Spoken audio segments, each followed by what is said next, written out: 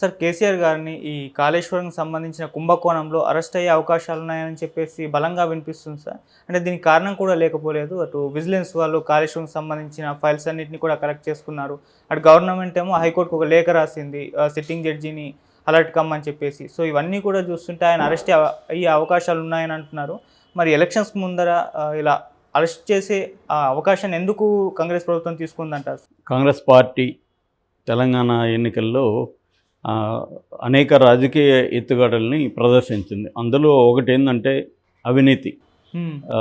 అంటే ఈ ప్రాజెక్టులన్నీ కూడా కేసీఆర్ ఫ్యామిలీ కోసమే కడుతున్నారు. వాళ్ళు నిజానికి ఇది ఏ రకంగానూ ప్రజలకి మేలు చేసే ప్రాజెక్టులు కాదు. ఎందుకంటే దాదాపు ఎకరాకి నీరు పారడానికి దాదాపు 50,000 నుంచి 1,00,000 వరకు కూడా, ఎండాకాలంలో వెళ్తే 1,00,000 వరకు కూడా ఖర్చు అవుతుంది. అంత ఖర్చు పెట్టి ఆ ఎకరాలో అంత పండించేది ఏం లేదు. సో ఇది వేస్ట్ ప్రాజెక్ట్ అనేది చాలామంది ఇంజనీర్స్ కానీ, ఆకునూరి మురళి లాంటి వాళ్ళు కానీ, రేవంత్ రెడ్డి వీళ్ళు ఎప్పటి నుంచో చెబుతున్నారు.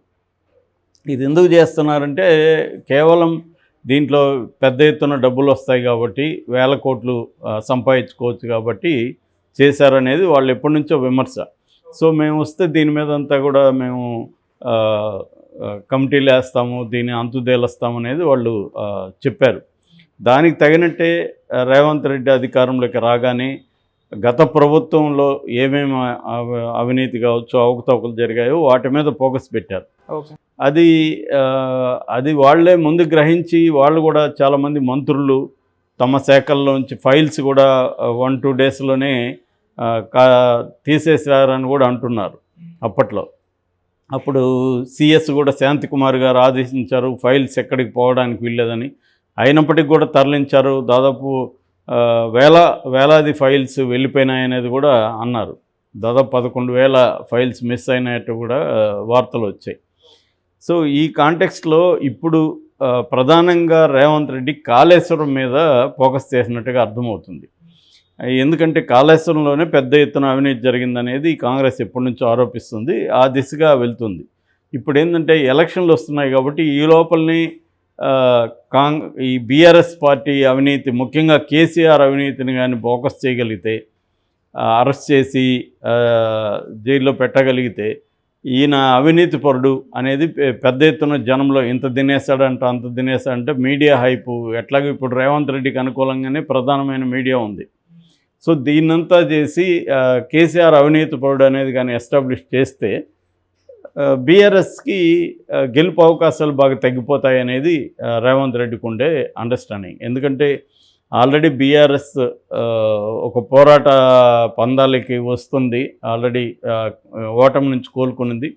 కేసీఆర్ కూడా త్వరలోనే బయటకు వస్తున్నాడు, సభలో పాల్గొంటున్నాడు. కేసీఆర్ అసెంబ్లీలోనూ రాబోతున్నాడు. ఎంపీగా పోటీ చేయడు. దాని బదులు కేటీఆర్ ఎంపీగా పంపించి కేసీఆర్ ఈ రాష్ట్రంలో ఉండి మళ్ళీ బీఆర్ఎస్ని పట్టాలెక్కిచ్చే పనిలో ఉన్నాడు అనేది లేటెస్ట్గా వస్తున్న వార్తలు. ఎందుకంటే కేసీఆర్ నిలబడకపోతే బీఆర్ఎస్ మళ్ళీ రివైవ్ కావడం కష్టమవుతుంది. మొదట్లో ఏమనుకున్నారంటే కేసీఆర్ అసెంబ్లీలకు వచ్చి రేవంత్ రెడ్డిని ఫేస్ చేయడానికి ఆయన్ని సీఎం అని పిలవాలి. సో ఇదంతా ఇష్టం లేదనేది బిగినింగ్లో వార్తలు వచ్చాయి. కానీ తర్వాత ఆలోచించుకున్న తర్వాత తను మళ్ళీ రంగంలోకి దిగకపోతే బీఆర్ఎస్ రివైవ్ కావడం కష్టమవుతుంది. నెక్స్ట్ 5 ఏళ్లలో మళ్ళీ అధికారంలోకి రావాలంటే తనే ఇక్కడ ఫోకస్ చేయాలి. దాని బదులు కేటీఆర్ని కానీ పార్లమెంటుకి పంపిస్తే అక్కడ కేటీఆర్ ఢిల్లీ లెవెల్లో పరిచయాలు వస్తాయి. అతనికి ఒక నేషనల్ లెవెల్లో సర్కిల్ పెరుగుతుంది. రెండోది పార్లమెంటరీ సంప్రదాయాలు అవన్నీ కూడా తనకి అర్థమవుతాయి. ఆ రకంగా రేపొద్దున బీఆర్ఎస్ని ఇతర రాష్ట్రాల్లోకి తీసుకెళ్లాలన్నా కూడా కేటీఆర్కి అనుభవం పనికొస్తుంది. అందువల్ల కేటీఆర్ని నేషనల్ లెవెల్లో పంపిద్దామనేది కేసీఆర్ ప్లాన్గా చెబుతున్నారు. సో దీనికి అనుగుణంగానే కేటీఆర్ కానీ ఇటు హరీష్ రావు వీళ్ళందరూ కూడా కేసీఆర్ని పైకి లేపుతున్నారు. 2 అక్షరాల సీఎం కంటే కూడా 3 అక్షరాల కేసీఆర్ఏ పవర్ఫుల్, కేసీఆర్ఏ తెలంగాణకి గుండెకాయ. సో కేసీఆర్ కానీ ఒకసారి మేమే అసెంబ్లీలో గడగడలాడిచ్చాము, ఇంకా కేసీఆర్ అసెంబ్లీకి వస్తే ఎలా ఉంటుందో ఊహించుకోండి పరిస్థితి. ఇలాగా వాళ్ళు మాట్లాడడం మొదలైంది. అట్లాగే ఒక నెలలో వీళ్ళు సాధించింది ఏం లేదు, 420 హామీలు ఇచ్చి మోసాలు చేసి దుష్ప్రచారం చేసి అధికారంలోకి వచ్చారు. ఇప్పుడు కాలయాపన చేస్తున్నారు. కోడ్ వచ్చే వరకు కాలయాపన చేసి కోడ్ మీద నెట్టేస్తారు, ఎన్నికల కోడ్ అని చెప్పి నెట్టేస్తారు. ఇలాగే ఈ 100 రోజుల్ని వీళ్ళు కాలయాపన చేసేసి నెట్టేస్తారు. ఏ పథకాలు అమలు చేయలేదు, ఓన్లీ ఆర్టీసీ బస్సులు మాత్రమే చేస్తున్నారు. దానికి పెద్ద ఖర్చు కూడా ఏమవ్వదు.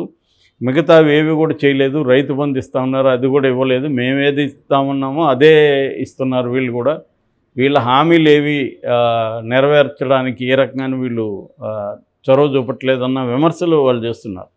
దీనికి కౌంటర్గా రేవంత్ రెడ్డి గత ప్రభుత్వంలో ఎక్కడెక్కడ అవినీతి జరిగిందో స్టార్ట్ చేశాడనమాట. దాన్ని తవ్వి తీయడం అనేది స్టార్ట్ చేశాడు.